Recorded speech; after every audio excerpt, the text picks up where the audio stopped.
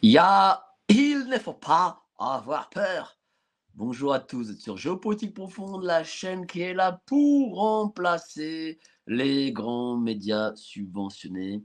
On va parler de C8, d'Hanouna, de Bolloré peut-être aussi, comme évidemment Apolline de Malherbe n'osera jamais le faire. Alors d'abord, je voulais vous remercier à tous d'avoir été aussi nombreux hier soir pour le grand live, la grande interview de Xavier Poussard sur l'ensemble de nos réseaux, c'est-à-dire YouTube et Twitter. Vous étiez 36 999 en direct. 36 999 en direct. Il manquait une personne pour faire 37 000. Vraiment, ça nous fait excessivement chaud au cœur. Moi, ça me fait excessivement chaud au cœur que vous étiez aussi nombreux. Voilà, voilà, on est là pour apporter l'information, pour montrer la réalité de ce que des grands médias ne montrent pas, de ce qu'ils ne veulent pas montrer. Et même, c'est vrai, bon, Myriam Palamba aussi pour le coup, a mis le doigt sur quelque chose qui est vrai, et c'est malheureux. Moi, j'en suis d'ailleurs très triste. Peu de médias YouTube ont cherché à parler de cette affaire. Les Américains le font, même en Pologne, je l'ai montré la semaine dernière, ils le font. Bon, visiblement en France, il y a des sujets sur lesquels il ne faut surtout pas parler. À la rigueur, les médias subventionnés qui n'en parlent pas, bon, allez, je le comprends, ils sont payés par l'État. Mais bon, les autres qui vivent de l'argent de leurs donateurs, c'est-à-dire de vous, quoi. Et moi aussi, je donne de l'argent aussi à des médias alternatifs. Et ben, franchement, là, bon, bah bon, je ne veux pas le jeter la pierre. Je suis persuadé qu'ils en parleront très, très vite. Bon, bref, en tout cas, merci à vous d'avoir été si nombreux. Moi, je serai à 19h ce soir pour parler aussi de l'interview d'hier. Et voilà. La semaine dernière, j'ai fait un appel à Cyril Hanouna. Et j'ai dit, voilà, écoutez, monsieur Hanouna, voilà, on va vous faire sauter votre chaîne de télévision, enfin votre chaîne, celle où voilà, vous êtes la tête de cette chaîne de télévision, quoi. C'est la chaîne de Bolloré, évidemment, mais C8, c'est la chaîne sur laquelle il est, voilà, la vedette numéro un. Faut se dire les choses.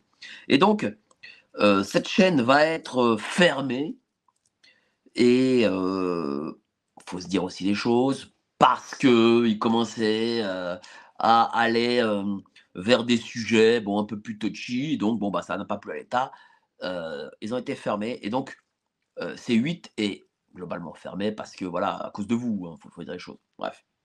Et moi, j'avais lancé cet appel à ce monsieur Cyril Hanouna en disant voilà, monsieur Hanouna, écoutez, vous savez très bien ça, c'est fermé à cause de vous. Écoutez, la dernière semaine, balancez tout ce que vous savez sur l'État, sur le système, sur Macron, Brigitte, enfin je sais rien, voilà, vous les connaissez, vous avez même embauché Tiffaine Auzière pensant que Tiffaine Auzière allait vous sauver vos fesses. Bah non, donc balancez quoi. Voilà, vous avez été lâché par le pouvoir. Vous étiez à l'époque, monsieur Hanouna, vous faisiez partie des amis du pouvoir, parce que rappelons-nous, hein, en 2017, il a invité plusieurs fois Macron. Et peut-être que les quelques centaines de milliers de voix qu'il avait d'avance par rapport à François Fillon viennent de la venue de Macron dans votre émission. Bon, eh ben, là, vous avez été lâché par le pouvoir. Et donc, euh, quelle n'a pas été ma surprise? Donc, j'ai lancé cet appel, ça a bien marché. Je remercie beaucoup, vous avez tous relayé globalement cet appel.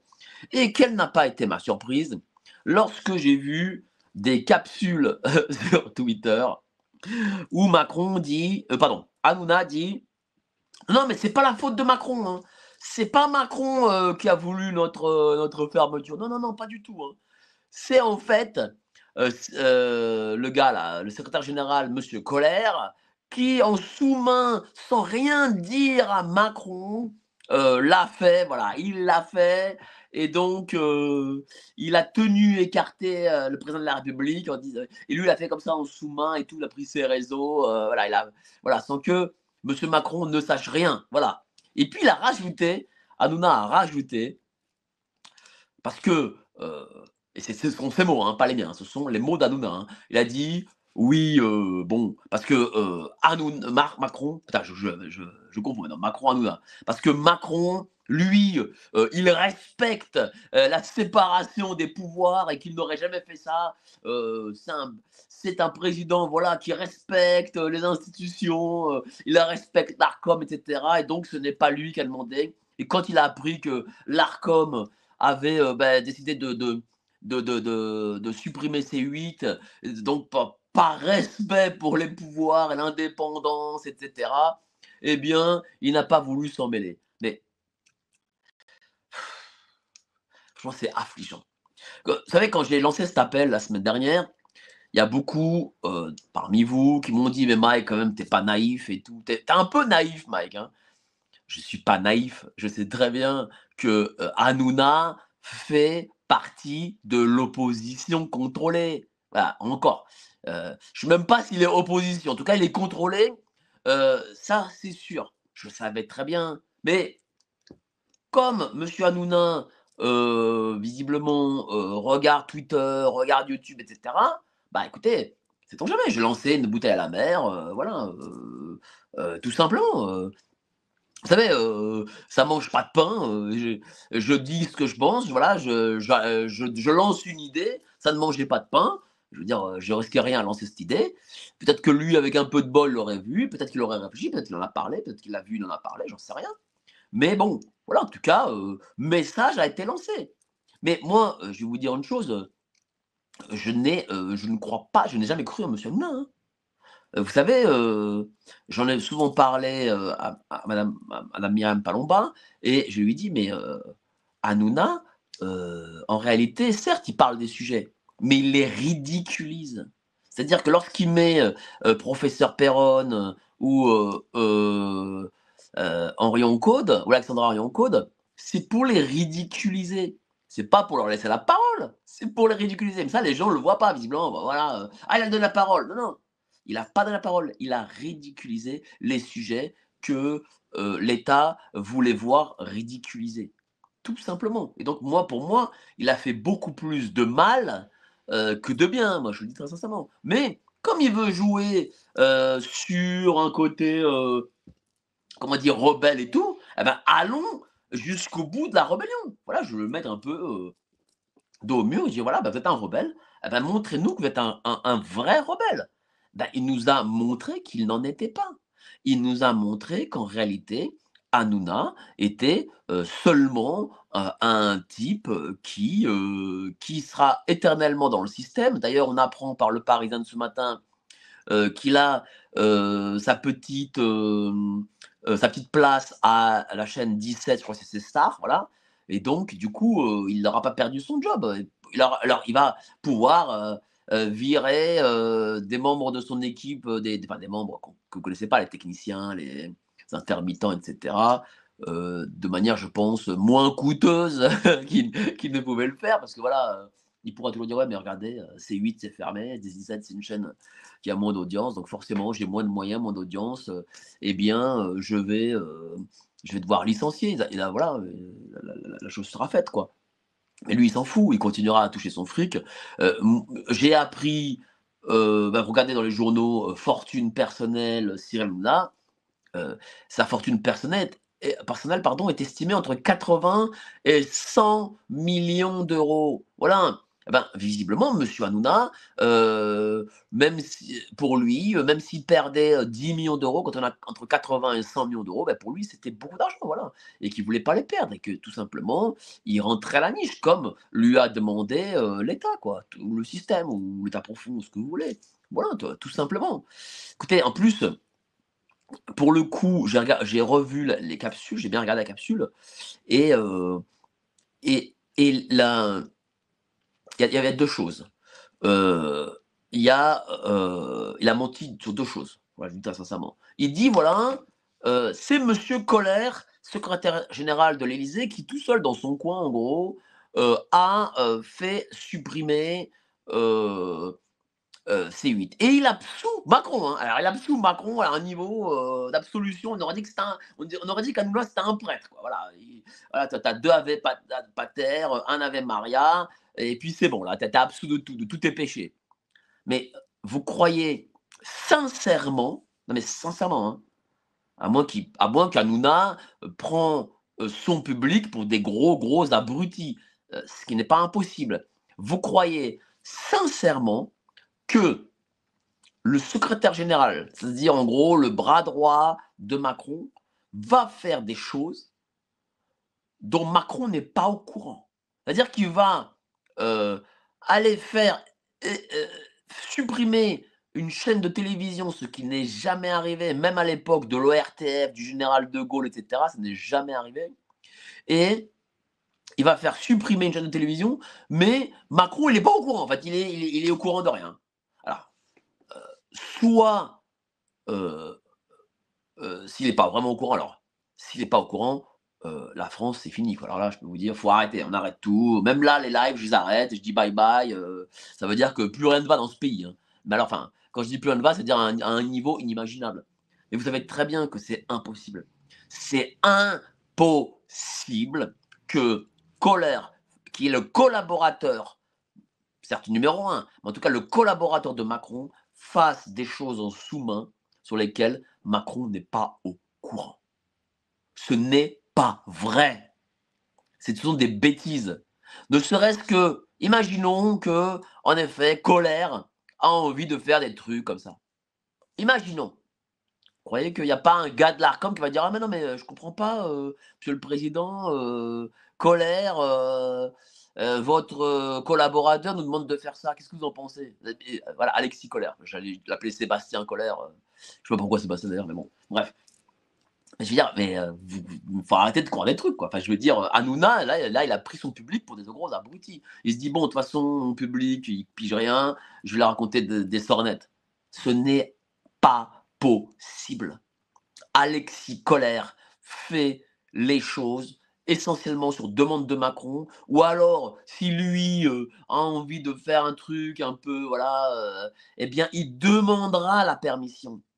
Et puis, 2e chose, ça signifierait en fait qu'il y a aucun service de l'État qui, informerait Macron. Ce n'est pas possible. Soi-disant que Macron, en lisant le journal, a dit: «Ah mais oh! Ah bon? L'Arcom supprime, C8».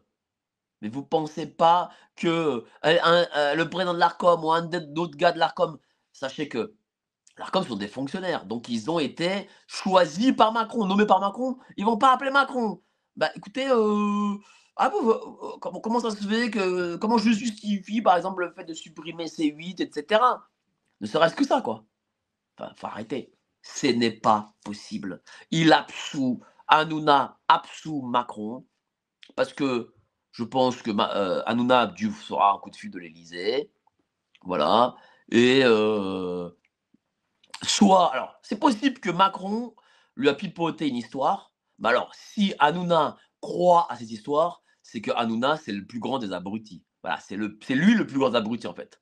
Genre, peut-être Macron à la place dit: «Oui, en fait, oui, Cyril t'inquiète, en fait, tu comprends, c'est mon, secrétaire général, machin». Non, si Macron lui a dit ça et l'autre il l'a cru, c'est que c'est un débilos et donc Hanouna, voilà, il mérite même pas d'être 10 minutes à la télévision. Ça, je n'y crois pas. Ça, je n'y crois pas une seule seconde. Non, non. On a peut-être contacté Hanouna en disant: «Écoute, fais pas chier, voilà, sinon, je sais pas, on va t'emmerder, sur le fisc, sur ta société, machin, un truc comme ça». Voilà, tout simplement. Mais, voilà, Hanouna, ce n'est pas vrai. Il sait très bien que c'est Macron qui a décidé parce que deuxième chose, il dit voilà, il dit: «Macron respecte, la séparation des pouvoirs». Bon, déjà, la séparation des pouvoirs, les pouvoirs, c'est quoi? C'est l'exécutif, le législatif et le judiciaire. C'est Montesquieu qui théorise ça. Voilà, surtout que la République, voilà, c'est une émanation aussi des Lumières et aussi, bon, bah, au niveau juridique de Montesquieu. Donc, voilà, les pouvoirs, c'est ça. C'est-à-dire que Macron ne peut pas interférer, de toute façon, il n'a pas les pouvoirs constitutionnels pour interférer sur le judiciaire et théoriquement sur le législatif. Il le fait. Pourtant il le fait. Et pourtant, il le fait. Voilà. Déjà, première chose. Donc, quand Hanouna dit non, non, mais Macron, il respecte et tout, là, je me dis, mais mec, c'est quoi ça? Pourquoi tu te dis que Macron respecte? À la rigueur, ferme ta gueule. À la rigueur, ferme ta gueule, mec. Et arrête de dire, voilà, Macron respecte. On a l'impression que le gars, il parle d'un des plus grands démocrates de ce pays. Non, non, mais les lois, les constitutions, tout ça, Macron respecte, hein. Bon, c'est vrai qu'il n'a pas respecté la façon de faire pour la dissolution. Peut-être même qui ne va pas respecter pour un autre futur mandat, c'est possible aussi. Hein.